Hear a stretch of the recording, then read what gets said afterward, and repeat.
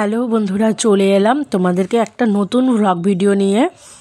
আমি অনিমা শর্মা বর্মন আর আরজবি ফ্যামিলিতে তোমাদেরকে অনেক অনেক ওয়েলকাম জানিয়ে আজকে সরস্বতী পূজার দিনের ভিডিওটা তোমাদের সাথে তুলে ধরছি।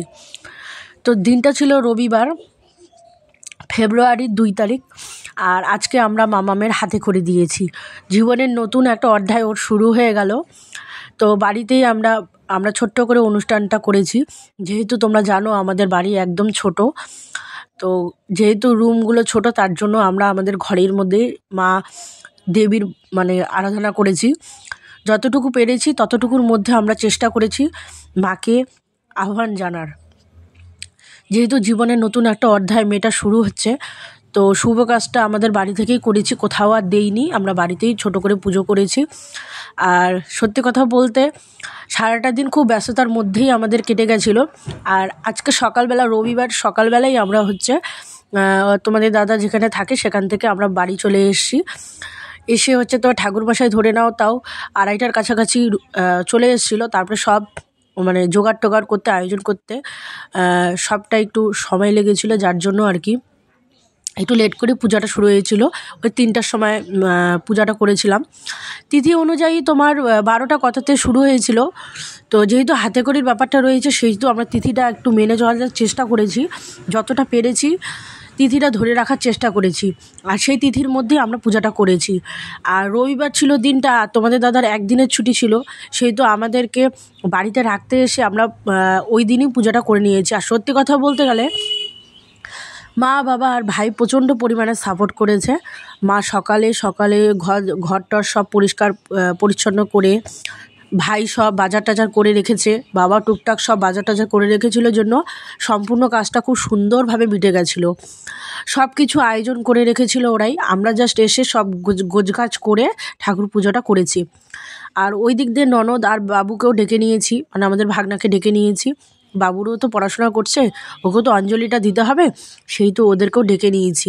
বাড়িতে যেহেতু পুজোটা করছি, সেই তো 2 ভাই বোন সুন্দরভাবে পুজোটা যাতে খুব সুন্দরভাবে পরিপূর্ণ করতে পারে, সেই ভাবনা চিন্তাটাই আমাদের মাথায় ছিল। তো এইদিকে ঠাকুরমশাই টুকটাক করে সমস্ত কিছু রেডি করছিল, আর আমাদেরকে বলে দিচ্ছিল এটা কিভাবে কি করতে হবে। আসলে কি বলো তো, পড়াশোনার ধাপটাটা অনেক দিন আগেই আমাদের বন্ধ হয়ে গেছে। বুঝতেই পারছো কতটা গ্যাপ একটা চলে এসছে। তোমাদের দাদারাও পড়াশোনা কতদিন আগেই ছেড়ে দিয়েছিল, আমারও কিন্তু সেই ব্যাপার। তো মধ্যে কিন্তু এতগুলো বছর চলে গেছে, যেহেতু বাড়িতে সেরকম পড়াশোনার কেউ ছিল না, তো সেহেতু আমাদের কিন্তু সরস্বতী পূজাটা আমরা করতাম না। আর তোমাদের দাদারাও সেরকমভাবে করেনি আর কি। তো এখন যেহেতু নতুন একটা মামামের অধ্যায় শুরু হয়ে গেল জীবনের, তো ভগবানের কাছে একটাই আরাধনা, যে ঠাকুর যেন প্রতি বছর এতটুকু শক্তি দেয় যে আমার মেয়েটা ভালোভাবে পড়াশোনা করে, ভালোভাবে মানুষ এগিয়ে যেতে পারে। আর ভগবানের কাছে একটাই চাওয়া, যাতে প্রতি বছর ঠাকুরকে এভাবে পুজো দিতে পারি বাড়িতে নিজেই। তো এতটুকুই ভগবানের কাছে চাওয়া। তো সেই চাওয়া নিয়েই আমরা কিন্তু পুজোটা আর কি করছি। তো দেখতে পাচ্ছ যতটা পারছি ততটাই আমরা করে নিয়েছি, খুব সুন্দরভাবে সুসম্পন্নভাবেই সেদিন পুজোটা করে নিয়েছি। আর সোমবারের দিনটা আমরা কেন রাখিনি, কারণ সোমবারের তিথিটা খুব তাড়াতাড়ি শেষ হয়ে যেত, আর অত ভোরবেলা আমাদের মামামকে ডেকে পুজো করানোটা একদম অসম্ভব ব্যাপার ছিল। আর তোমাদের দাদারও ডিউটি ছিল, সরস্বতী পূজার দিন ওদের ডিউটি ছিল, ছুটি ছিল না, যার জন্য ওকে ভোরবেলায় বেরিয়ে যেতে হয়েছিল।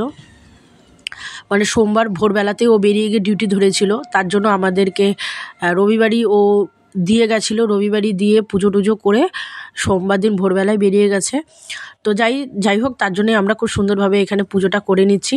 দেখো আমি একটা হলুদ শাড়ি পরে নিয়েছি, বুনুও ওখানে বসে পড়েছে, মাম্মামও রয়েছে। আমি খুব তাড়াহুড়োর মধ্যে শাড়িটা পরে নিয়েছি, একটুও মেকআপ টেকআপ কিছু করিনি, চুল টুলও বাঁধিনি, যেমন ছিলাম তেমনই ছিলাম, জাস্ট শুধু শাড়িটা পাল্টে নিয়েছি। আর ঠাকুরমশাই খুব সুন্দর মানুষ ছিলেন, খুবই ভালো মানুষ।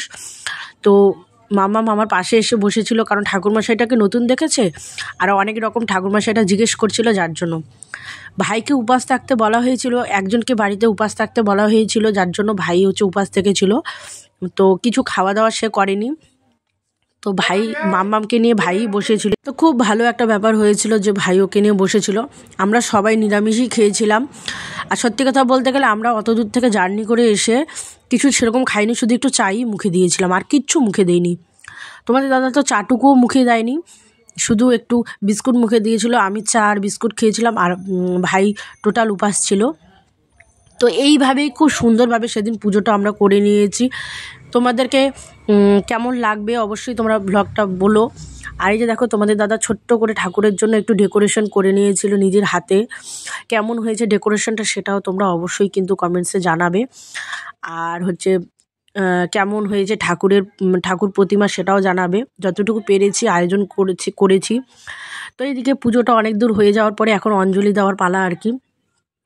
তো অঞ্জলি দেবো, তারপরে লাস্টের দিকে মামামের হাতে খড়ি হয়ে যজ্ঞ করা হবে।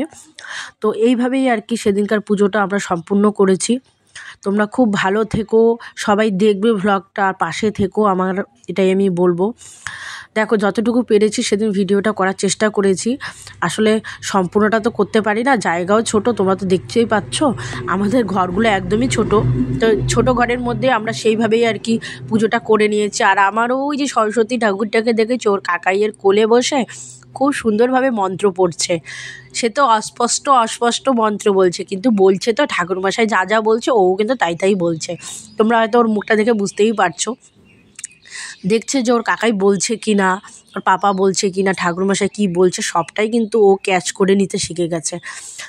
আর আরেকটা সবচেয়ে মানে ভালো ব্যাপার কি বলো তো, মাম্মামটা না এখনও অবধি মানে পুজোটা যতক্ষণ হয়নি কিচ্ছু মুখে দেয়নি। তোমাদেরকে আমি জাস্ট বলে বোঝাতে পারবো না, এতটুকু বয়সে আমার মেয়েটা যে এত দূর অবধি মানে খাওয়ার প্রতি তো ওর আগের থেকে কোনো রকম মানে এনার্জি থাকে না, এটা তো আমি জানি।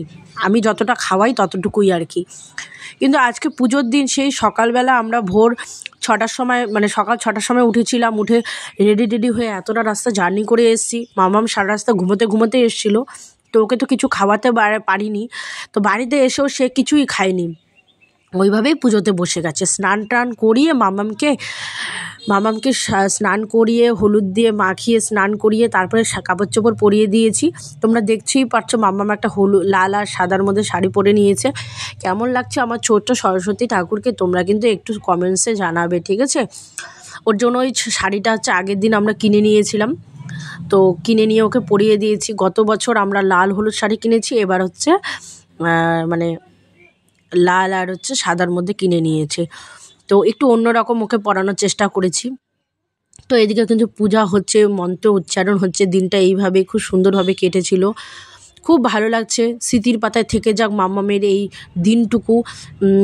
নতুন জীবনে নতুন মানে অধ্যায় নতুনভাবে শুরু হোক, এটাই আমি ভগবানের কাছে চাই। ওকে সুবুদ্ধি দেখ, বিদ্যা দেখ, পড়াশোনার জন্য অনেক মন দেখ, যাতে ভালোভাবে পড়াশোনা করে এগিয়ে যেতে পারে, অনেক দূর এগিয়ে যেতে পারে, এটাই আমি চাই সব সময়। তোমরাও ওকে আশীর্বাদ করো যাতে ওর আগামী দিন খুব ভালো যায়, খুব ভালো থাকে ও, এটাই বলবো। তো যাই হোক, তোমরা এখন ভিডিওটা দেখতে থাকো, আশা করি তোমাদের ভালো লাগবে, ঠিক আছে?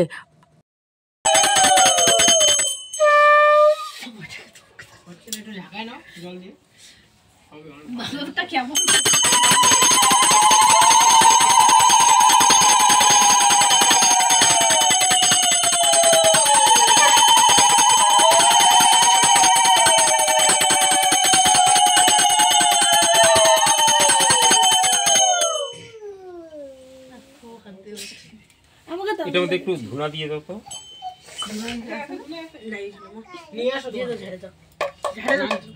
আবার মা নেবে দাও। ওই প্রদীপটা ধরাও নাই কেন?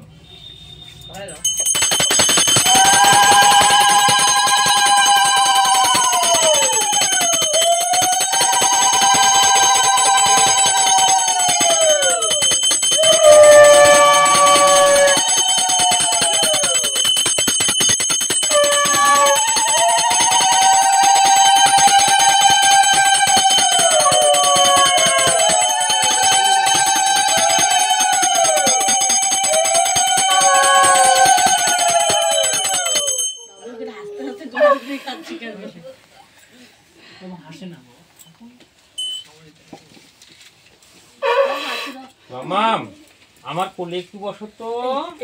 যাও ঠাকুয়া দিদি বসো তোমাকে পড়াশোনা চন্দ্র অগ্নি দেবতম ব্রহ্মা দেব স্বাহা। ওম প্রজাপতি শিবরাট গায়ত্রী চন্দ্র ইন্দ্র দেবতম ব্রহ্মা দেব স্বাহা। ওম প্রজাপতি ঋষি বিরাট গায়ত্রী চন্দ্র ইন্দ্র দেবতা ওম ব্রহ্মা দেব স্বাহা ওম প্রজাপতি ঋষি বিরাট গায়ত্রী চন্দ্র ইন্দ্র দেবতা ওম ব্রহ্মা দেব স্বাহা ওম প্রজাপতি ঋষি বিরাট গায়ত্রী চন্দ্র ইন্দ্র দেবতা অগ্নি দেবতা ওম ব্রহ্মা দেব স্বাহা ওম প্রজাপতি ঋষি বিরাট গায়ত্রী চন্দ্র অগ্নি দেবতা ওম ব্রহ্মা দেব স্বাহা ওম প্রজাপতি ঋষি বিরাট গায়ত্রী চন্দ্র ইন্দ্র দেবতা অগ্নি দেবতা ওম ব্রহ্মা দেব স্বাহা ওম প্রজাপতি ঋষি বিরাট গায়ত্রী চন্দ্র ইন্দ্র দেবতা অগ্নি দেবতা ওম ব্রহ্মা দেব স্বাহা ওম প্রজাপতি ঋষি বিরাট গায়ত্রী চন্দ্র ইন্দ্র দেবতা ওম ব্রহ্মা দেব স্বাহা ওম প্রজাপতি ঋষি বিরাট গায়ত্রী চন্দ্র ইন্দ্র দেবতা ওম ব্রহ্মা দেব স্বাহা ওম প্রজাপতি ঋষি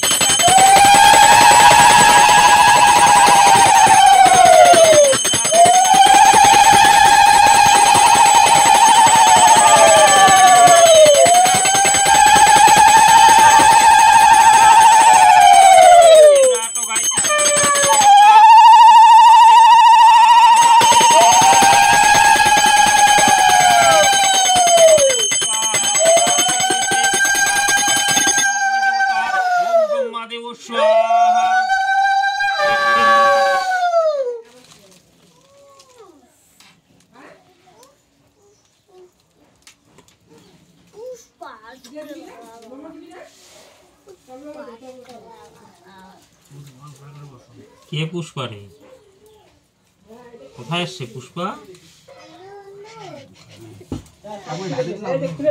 না না তোর পিঠের মধ্যে তুই ভাত খাবি এখন ঠাকুর পূজা হয়ে গেলে সারাদিন খাইতে বমি করবি রাত্রেবেলা তখন এখন একটা যোগ্য হবে এখানে নমস্কার দিবি টিপ দিবি ঠাকুর মাসে তারপরে তো সব হবে একটা কলা দাও ভাই বোটা শুদ্ধ দিও তাহলে আমরা তো কলাই কেটে দেবো